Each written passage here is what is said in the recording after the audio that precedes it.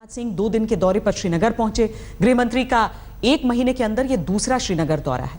गृह मंत्री ने आज श्रीनगर में सुरक्षा, स्वास्थ्य और बुनियादी चीजों से संबंधित विभागों के अधिकारियों से एक साथ बात की, जिसमें यह सुनिश्चित किया गया है कि जनता को जरूरी खाने पीने की चीजों की कोई कमी नहीं हो।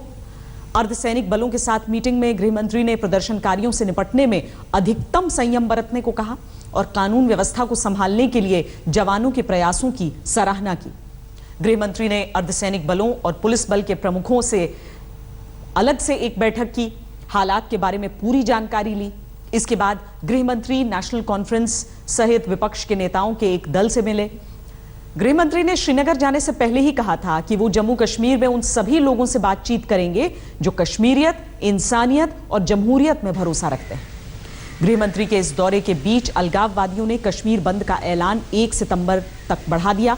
आज पुलवामा में भीड़ की आड़ में सुरक्षा बलों पर ग्रेनेड भी फेंका गया, जिसमें एएसपी और डीएसपी सहित 18 पुलिसकर्मी घायल हो गए। सवाल यही है कि इस हिंसा के बीच कश्मीर पर सरकार क्या रास्ता निकालेगी। कश्मीर की हिंसा और तनाव को 47 दिन हो रहे हैं। हमें जो जानकारी मिली है उसके मुताबिक केंद्र सरकार अब कश्मीर के हालात पर ज्यादा इंतजार नहीं करेगी और गृह मंत्री के वापस लौटने के बाद कोई सख्त फैसला किया जा सकता है। कानून व्यवस्था राज्य का मुद्दा है और अब समीक्षा होगी कि राज्य ने इस पर क्या कदम उठाए हैं।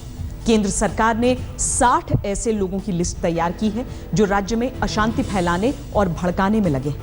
केंद्र को फिलहाल यही उम्मीद है कि इन लोगों पर राज्य सरकार कड़ी कार्रवाई करेगी। सबसे ज्यादा खराब हालात वाले दक्षिण कश्मीर में जनाधार वाले राजनीतिक दलों से अपेक्षा की गई है कि ये राजनीतिक दल अपने हस्तक्षेप से हालात को काबू में लाने में मदद करेंगे। केंद्र सरकार के पास कश्मीर में गवर्नर्स रूल यानी राज्यपाल शासन लगाने का भी विकल्प है। अगली खबर की तरफ बढ़ते हैं हम। देश के किसी भी छोटे बड़े शहर में चले जाइए, स्कूलों के बाहर कंधे पर भारी भरकम स्कूल बैग लेकर झुकी कमर और तिरछी चाल चलते मासूम बच्चे आते जाते दिख जाएंगे। लेकिन बच्चों के कंधों से हैवी वेट स्कूल बैग्स का भार उतारने की इच्छा शक्ति आपको देश के सिस्टम में लाख ढूंढने पर भी नहीं दिखेगी। इसीलिए अब हैवी वेट बस्तों के खिलाफ महाराष्ट्र के 2 बच्चों ने जंग आजादी का ऐलान कर दिया है और देश के हर बच्चे की आवाज बनकर बस्तों के बोझ को कम करने में नाकाम सिस्टम की क्लास लगा दी है। इंग्लिश प्रैक्टिस पेपर, ये इंग्लिश, ये GK, maths rough notebook, SST science notebook, Hindi text book, Hindi notebook, Marathi notebook, Marathi workbook, environment education notebook, SST notebook, library notebook, sorry work text.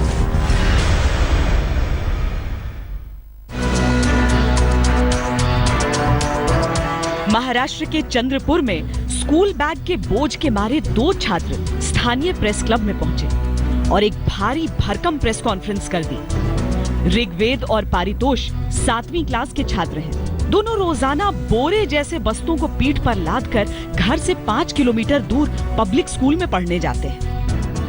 ये मैथ्स, एसएसटी, नहीं इंग्लिश प्रैक्टिस पेपर। ऋग्वेद और पारितोष एक एक करके अपने बस्ते को खाली करते गए और टेबल पर किताबों का अंबार लग गया।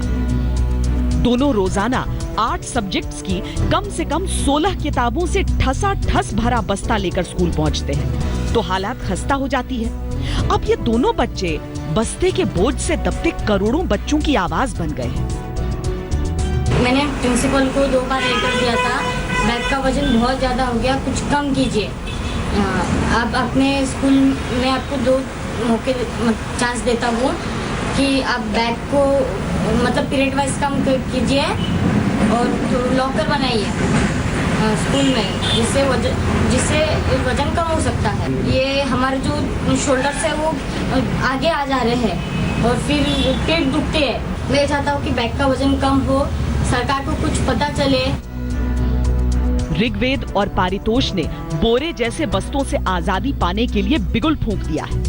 उनकी लड़ाई पहले स्कूल से शुरू हुई, लेकिन स्कूल ने नहीं सुनी तो वो अब अपनी आवाज सरकार तक पहुंचाना चाहते हैं।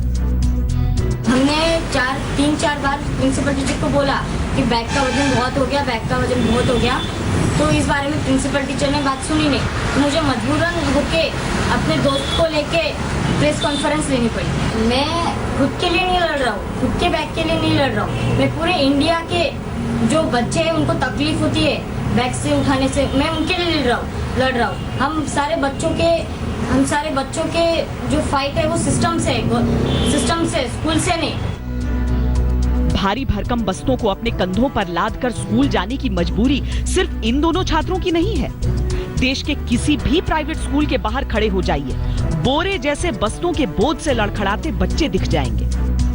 मैं पापा से रोज बोलता हूँ इस बस्ते का इसके अंदर जो पुस्तक है उनका वो थोड़ी हटा दो, पर पापा मानते नहीं है।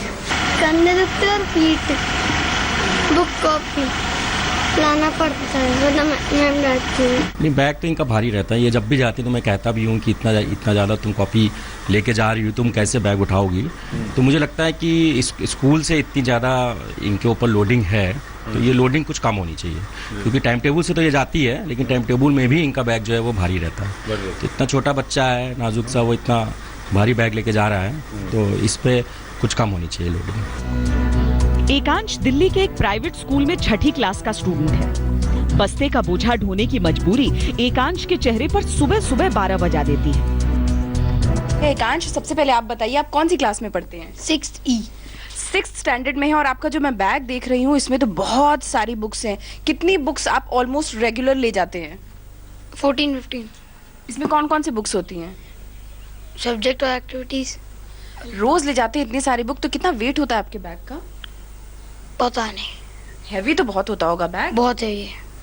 अच्छा, इतना हैवी बैग आप रोज कैरी करते हैं, वाटर बॉटल, टिफिन सब कुछ होता है, कितनी थकान हो जाती है हैवी बैग्स की वजह से? बहुत ज़्यादा, और घर में आके मैं लेट ही जाता हूँ उस तरफ। नन्हे नन्हे बच्चों के कंधों पर भारी भारी बस्तों का बोझ बीमारियों की जड़ भी बन रहा है। महाराष्ट्र सरकार द्वारा बनाई गई कमेटी की रिपोर्ट के मुताबिक नियम तो ये है कि बच्चे के स्कूल बैग का वजन बच्चे के वजन के 10% से ज्यादा नहीं होना चाहिए, लेकिन स्टडी बताती है कि स्कूल बैग का वजन बच्चों के औसत वजन का 35% तक होता है, जिसकी वजह से 10 साल से कम उम्र के करीब 60% छात्रों को कोई न कोई ऑर्थोपेडिक यानी हड्डियों से जुड़ी बीमारी जरूर होती है। लेकिन बोरे जैसे बस्तों के बोझ के मारे बच्चों के लिए इससे बचने का कोई रास्ता नहीं दिखता। सरकारें दावा करती हैं कि बच्चों के बस्ते वाले बोझ को कम करने के लिए कदम उठाए जा रहे हैं, लेकिन हकीकत के आगे सारे दावे हवा हो जाते हैं। चिल्ड्रन बैग एक्ट 2006 में सभी स्कूलों को निर्देश है कि नर्सरी और किंडरगार्टन में स्कूल बैग नहीं होने चाहिए। 8वीं क्लास तक के छात्रों के लिए लॉकर होने चाहिए। 5वीं क्लास तक के बच्चों को पहले से किताबें लाने के लिए बताना जरूरी है। क्लास के अनुसार बैग का साइज तय करने की जिम्मेदारी स्कूल की है। बैग डबल स्ट्रैप वाला होना चाहिए जो वजन को बैलेंस कर सके। ये तो सिर्फ एक उदाहरण है। वक्त वक्त पर सरकारी समितियां भारी भरकम बस्तों से बच्चों को छुटकारा दिलवाने के सुझाव देती हैं, लेकिन सुझाव अपनाने की फुर्सत किसी को नहीं है। केवल किताबें लाने न ले जाने का बोझ नहीं है बच्चों पर कई प्रकार के बोझ हैं। सबसे बड़ा बोझ किताबों का नौकर हमें कहना चाहिए पाठ्यक्रम का बोझ। पाठ्यक्रम में अनावश्यक बहुत कुछ होता है जो बच्चे को पढ़ना पड़ता है, पहली बात। दूसरी बात, जो हमारा टाइम टेबल बनता है उसके संबंध में अध्यापकों को और प्रधानाध्यापक को बहुत विशद चर्चा करनी चाहिए। ऐसा बनाना चाहिए कि बच्चे को उसमें कम से कम विषय का अध्ययन करना पड़े, मतलब ज़्यादा एक दिन में 2 हो 3 हो और थोड़ा गैप हो। दूसरा, हमारे स्कूलों में पुस्तकें उपलब्ध होनी चाहिए। क्यों नहीं हम कर सकते हैं? जब हम बच्चों के लिए सब कुछ करते हैं तो हम बड़ी संख्या में पुस्तकें उपलब्ध कराएं। कम से कम कक्षा 5 तक मेरे हिसाब से बच्चे की कापियां वहीं रहें, और जब वो जाए तो हर एक बच्चे के लिए एक पुस्तक दी जाए। ऐसा प्रयोग करके हम देखें, अगर पूरे में नहीं कर सकते तो प्रयोग करके देखें। बच्चों के कंधों पर बस्तों का बोझ कम करने के लिए हमारे देश का सिस्टम ज्यादा लोड नहीं ले रहा है। इसीलिए महाराष्ट्र के इन 2 बच्चों ने सिस्टम के खिलाफ अपनी आवाज उठाई है। ऐसा पहले कभी नहीं हुआ जब बच्चे खुद अपने हक के लिए सिस्टम के खिलाफ हल्ला बोल रहे हों। ये सिस्टम के लिए शर्म की बात भी है। चंद्रपुर महाराष्ट्र से विकास राजूरकर के साथ आज तक ब्यूरो। जब सिस्टम फेल हो जाता है तो उसे सुधारने के लिए आवाज उठानी पड़ती है, जैसा कि महाराष्ट्र के 2 बच्चों ने किया।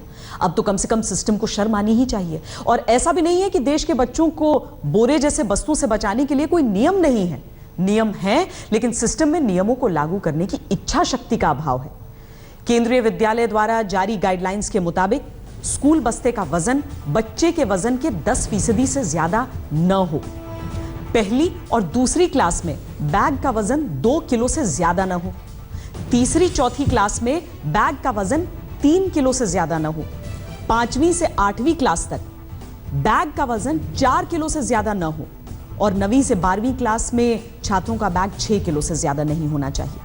सिस्टम का काम होता है कि वो बनाए गए नियमों को लागू करे, लेकिन हमारा सिस्टम अपने इस कर्तव्य में भी नाकाम हो रहा है और इसका खामियाजा बच्चों को भुगतना पड़ रहा है, जो रोजाना हैवी वेट बस्तों के बोझ तले दबकर स्कूल जाते आते हैं। हालत यह है कि देश के बच्चों के स्कूल बैग का औसत वजन 8 किलो होता है।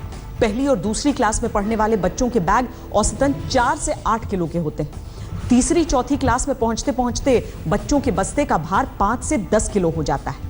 5वीं से 8वीं क्लास के स्टूडेंट्स हर सुबह औसतन 6 से 12 किलो का बस्ता ढोते हुए स्कूल पहुंचते हैं।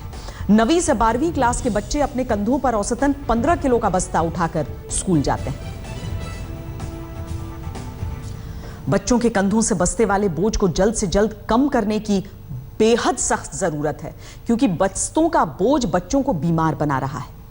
अलग अलग स्टडी रिपोर्ट्स के मुताबिक 12 वर्ष से कम उम्र के करीब 75% स्कूली बच्चे ठीक तरीके से नहीं बैठ सकते। देश के 30% स्कूली बच्चे कमर और सीने में दर्द से पीड़ित रहते हैं। 10 साल से कम उम्र के 58% बच्चे भारी स्कूल बैग्स की वजह से हड्डी रोग से पीड़ित हैं। बच्चों पर देश के भविष्य का भार होता है, लेकिन जब देश के बच्चों के कंधे भारी भरकम बस्तों के बोझ से ही कमजोर हो जाएंगे तो ऐसे कंधे देश का भार कैसे उठाएंगे। हमें बड़े दुख के साथ कहना पड़ रहा है कि इतनी छोटी सी बात हमारे देश के मोटे दिमाग में फिट होने का नाम नहीं लेती। लेकिन अब वक्त आ चुका है, सिस्टम को अपनी जिम्मेदारी निभानी पड़ेगी। देश के बच्चों को भारी भरकम बस्तों के बोझ से आजादी दिलानी ही पड़ेगी। रुक रहे एक ब्रेक के लिए। ब्रेक के बाद